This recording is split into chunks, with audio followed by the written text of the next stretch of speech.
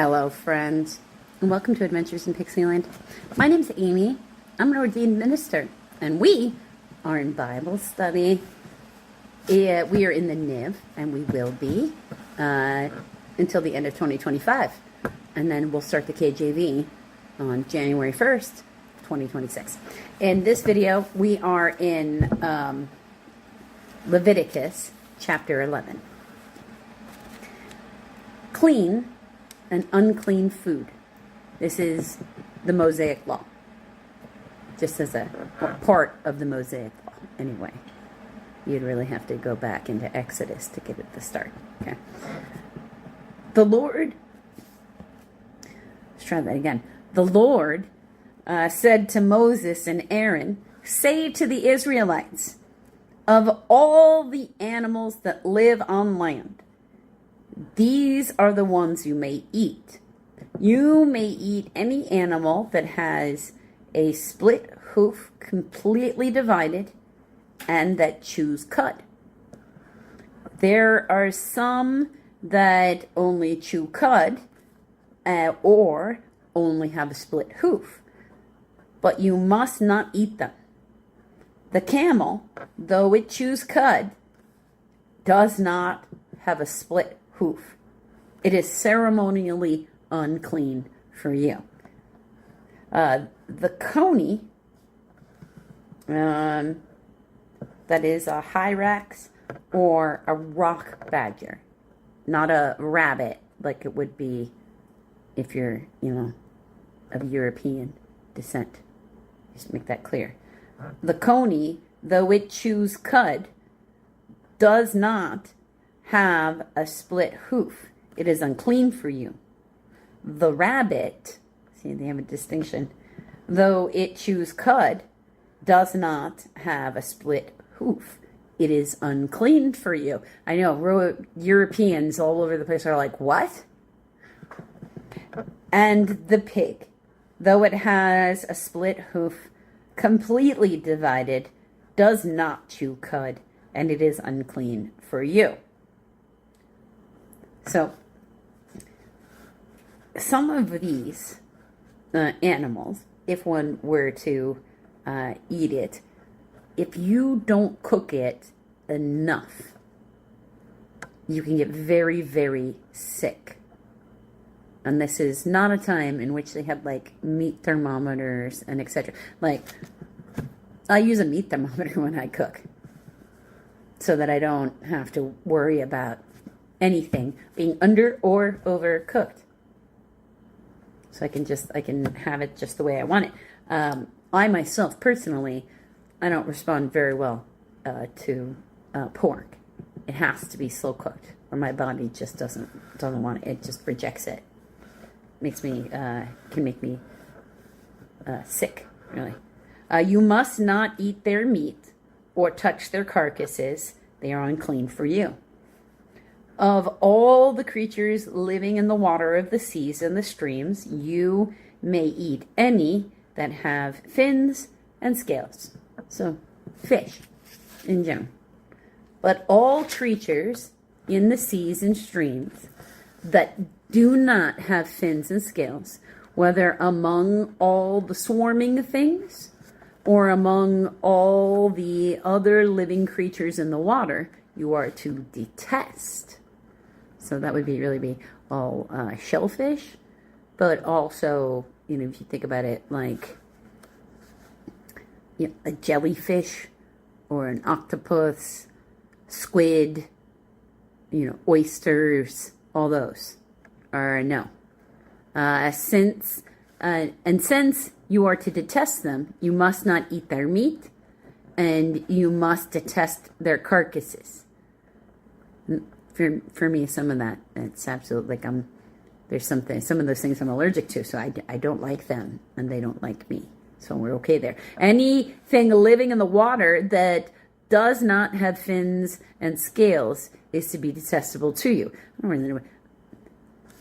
I like all the little fishies in the ocean, whether I want to eat them or not. I don't know about detestable. I can admire them where they are, or I can go to, because I can scuba dive, or I could go to an aquarium if I'm not taking a scuba dive trip, and enjoy them where they are there too, and not to test them, and just not eat them. These are the birds you are to detest and not eat because they are detestable. The eagle, the vulture, the black vulture, I'm not sure what that, maybe the crow, the red kite, and any kind of black kite, I'm not sure what kind of bird that is, and any kind of raven, the horned owl, the screech owl, the gull, any kind of hawk, the little owl, the cormorant, I'm not even sure what that is, the great owl, the white owl, the desert owl, the osprey, the stork, any kind of heron, the hoopoe, and the bat. The precise identification of some birds, insects, and animals in this chapter is uncertain. It's probably because they're extinct. I mean, this is back in the BC era. Right, so not all of these are going to still be here. So there's a common theme with all these birds, in case that's a little unclear, and that is that they all eat meat. Those are all meat eaters. They prey on other birds, or they prey on fish, or they, I mean, they got to eat. I'm not saying that they shouldn't. It's what they do, though. I mean, owls, hawks, they'll eat cats, dogs. If they can pick it up and take it, they'll take it, because some of them are, big enough to do so. We have hawks out here. We have owls out here. But the rest of these, they eat other living things that aren't plants or insects or, those kinds of things. So you can't have the meat eaters. And, you know what? I bet they taste terrible, too. All flying insects that walk on all fours are to be detestable to you. Bats that's not even a bird, right? So that's a mammal. If you actually, look at them when they're, when they're in the right light and they're, laying, they look like puppies. They look like flying puppies. Their faces are all fuzzy. They look like a dog to me. Or maybe little flying teddy bears. Like that. All flying insects that walk on all fours that would be detestable to you. And I don't remember how many insects actually have 4 legs. There are, however, some winged creatures that walk on all fours that you may eat. It's like the locusts. Those that have jointed legs for hopping on the ground, so grasshoppers. Of these, you may eat any kind of locust, catted, cricket, or grasshopper. But all other winged creatures that have 4 legs, you are to detest. It's like, okay. I mean, John the Baptist survived in the wilderness eating, locusts and grasshoppers and honey things. Which means that he had some beehive out there somewhere with them. You will make yourselves unclean by these. Whoever touches their carcasses will be unclean till evening. Whoever picks up one of their carcasses must wash his clothes, and he will be unclean till evening.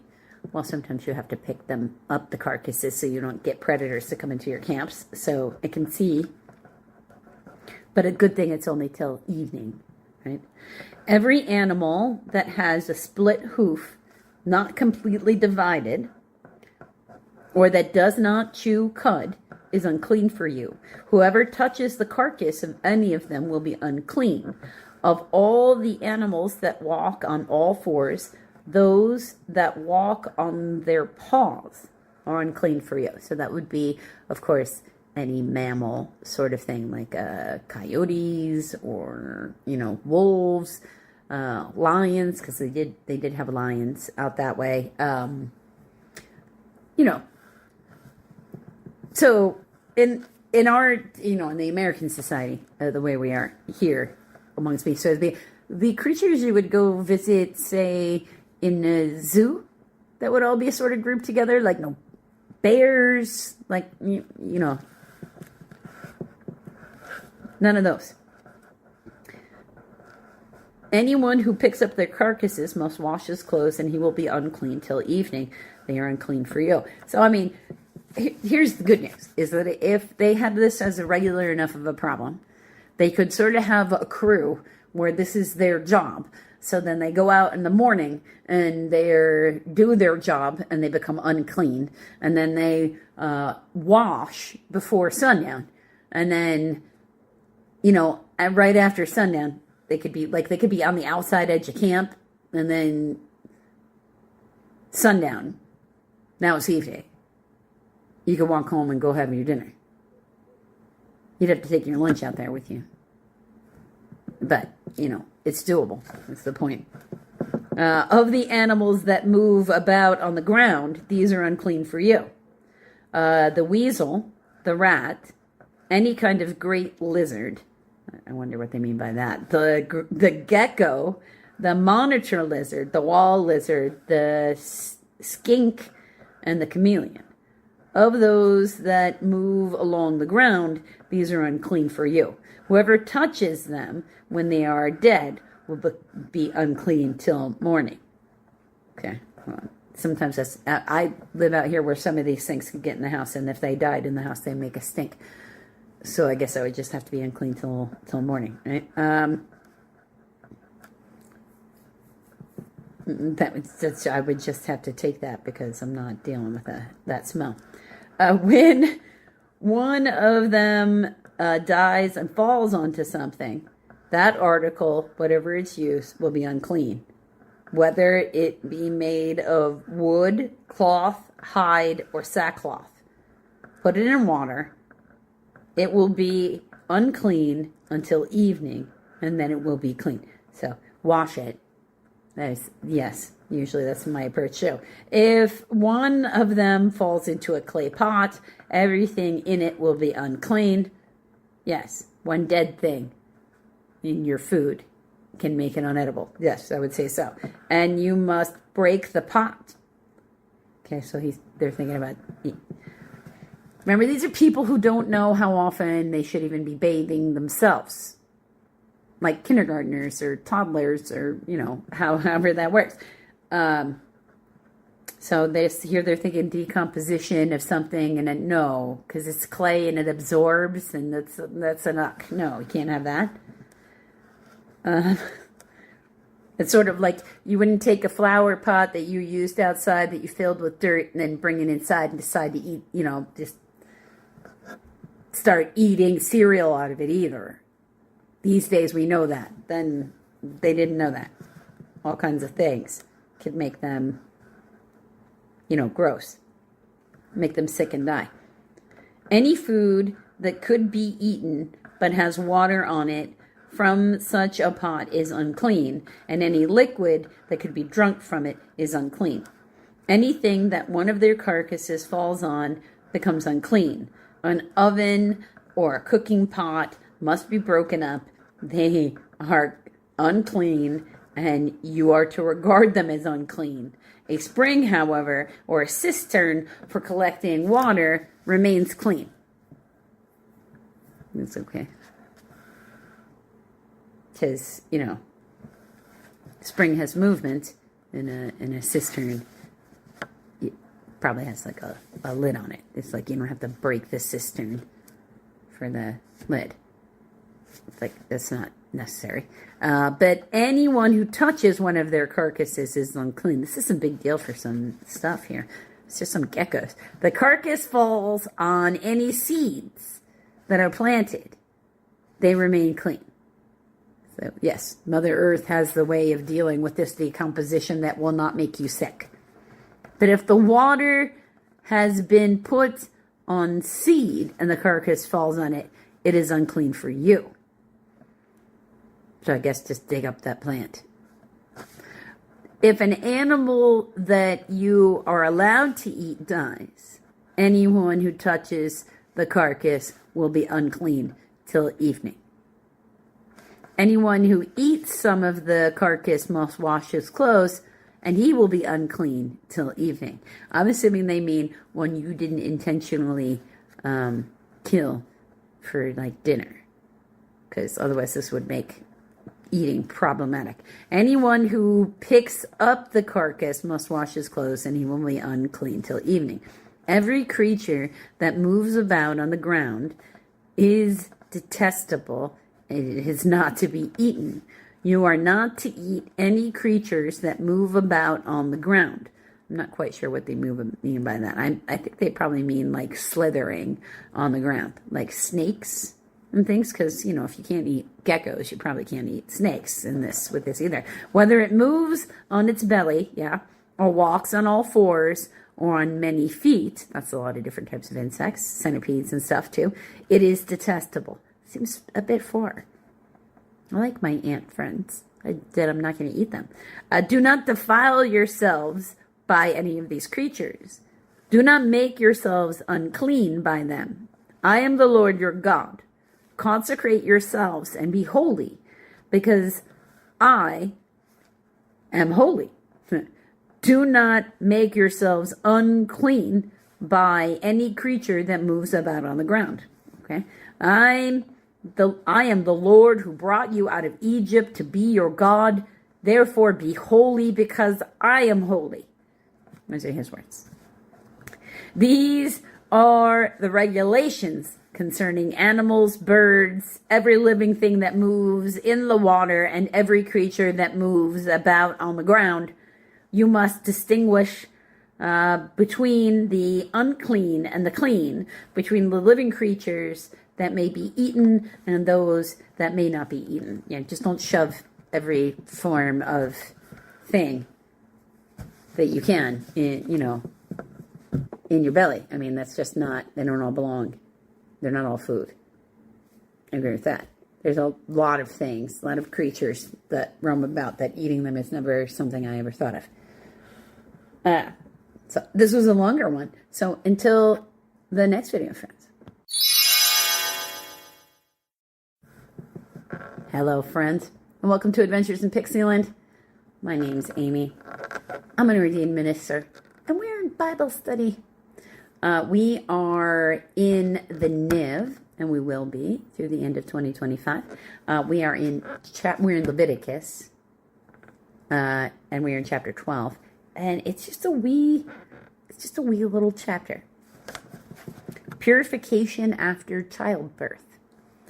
The Lord said to Moses, "Say to the Israelites, a woman who becomes pregnant and gives birth to a son will be ceremonially unclean for 7 days, just as she is unclean during her monthly period.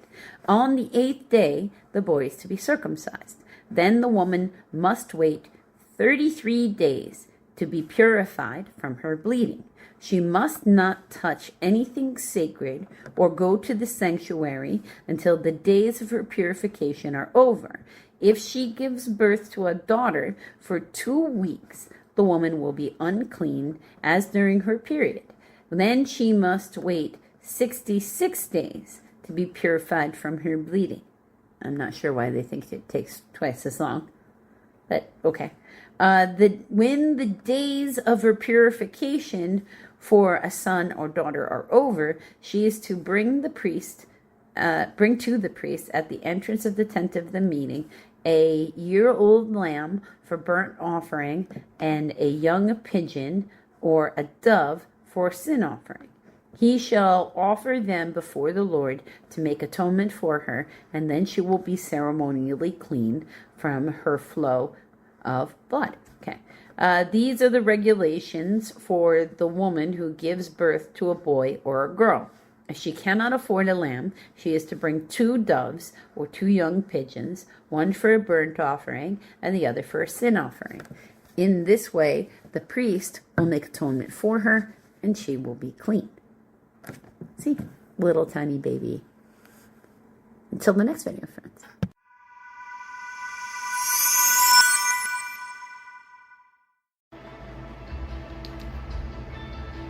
Hello, friends, and welcome to Adventures in Pixieland. We are in Bible study.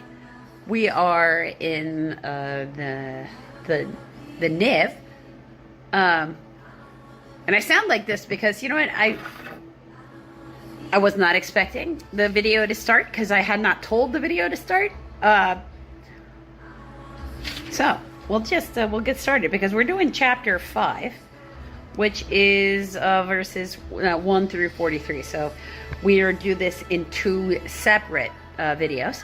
Chapter 5, we'll do verses 1 through looks like 20.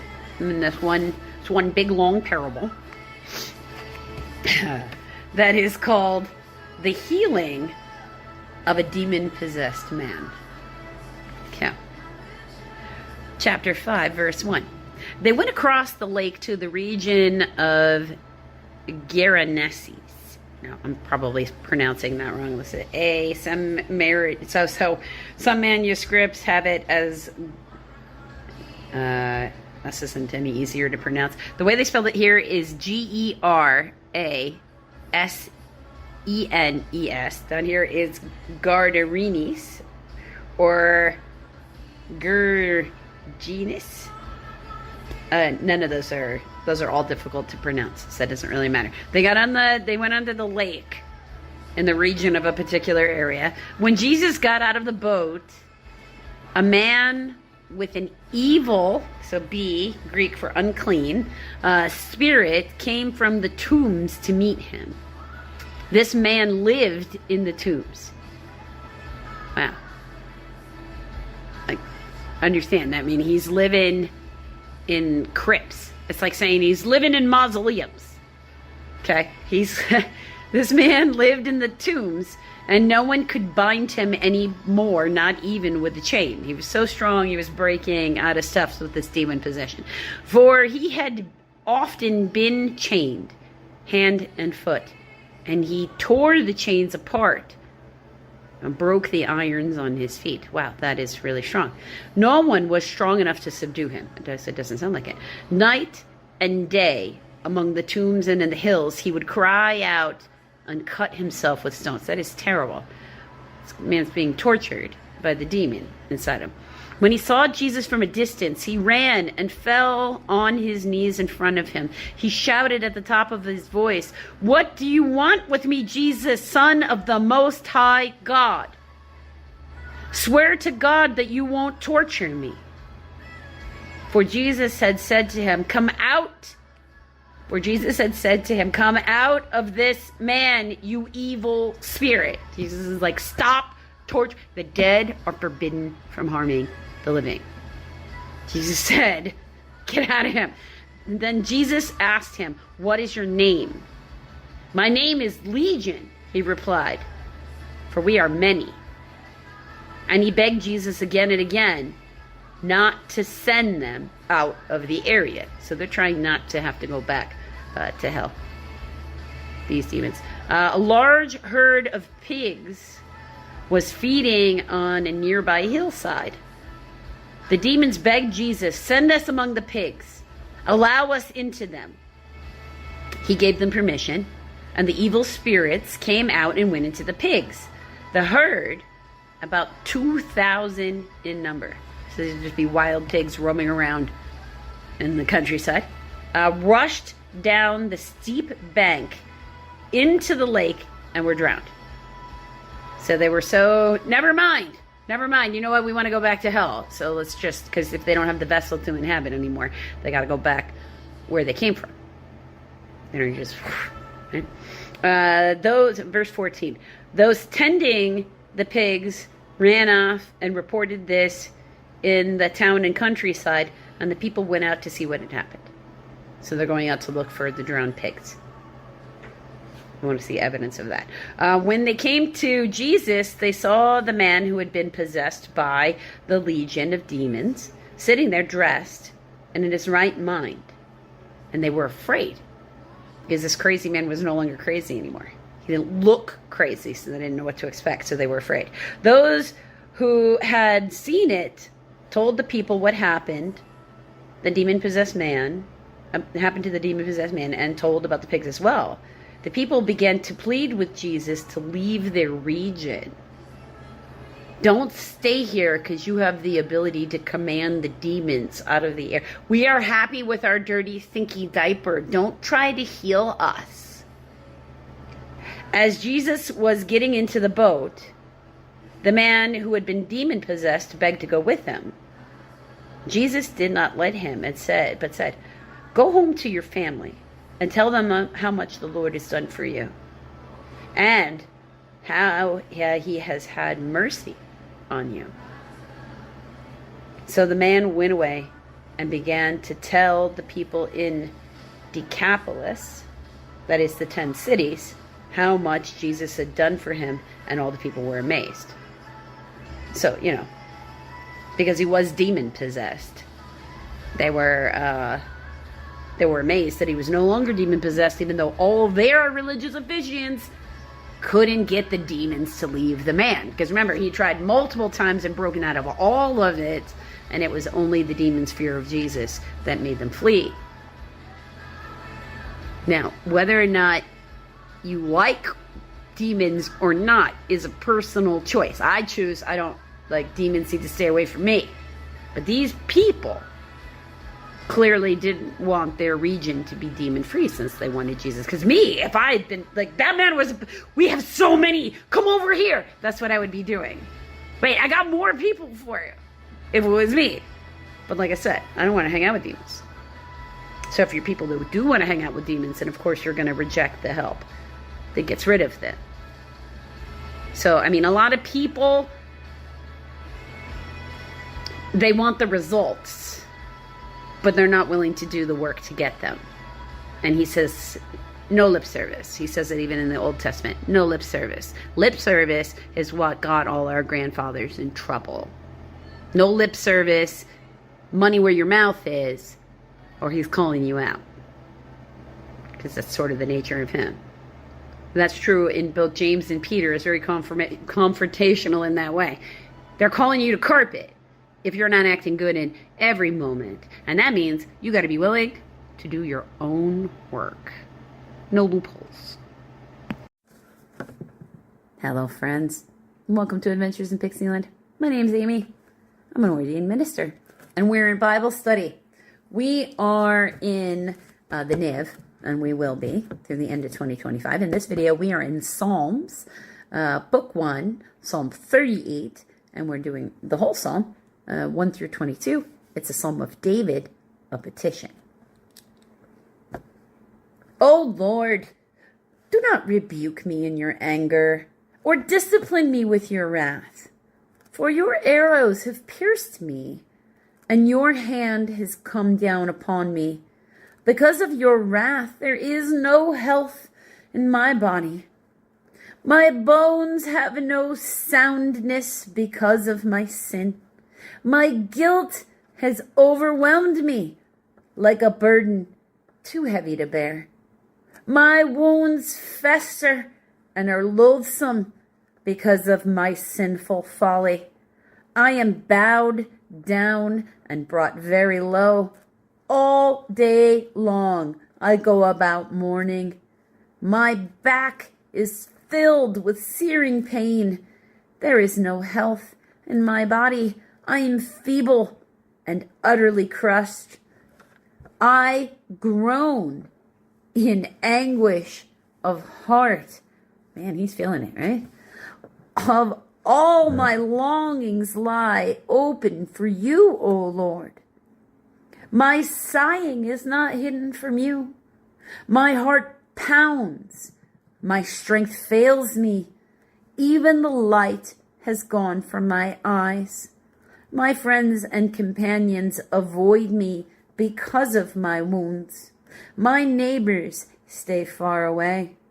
Those who seek my life set their traps. Those who would harm me talk of my ruin. All day long they plot deception. Haven't we all met those people? Ugh. I am like a deaf man who cannot hear, like a mute who cannot open his mouth. I have become like a man who does not hear, whose mouth can offer no reply. I wait for you, O Lord. You will answer, O Lord my God. For I said, do not let them gloat or exalt themselves over me when my foot slips. For I am about to fall. and my pain is ever with me. I confess my iniquity. I am troubled by my sin. Many are those who are my vigorous enemies. Those who hate me without reason are numerous. Those who repay my good with evil slander me when I pursue what is good. O Lord, do not forsake me. Do not be far from me. O my God, come quickly to help me. O Lord, my Savior. Amen to that.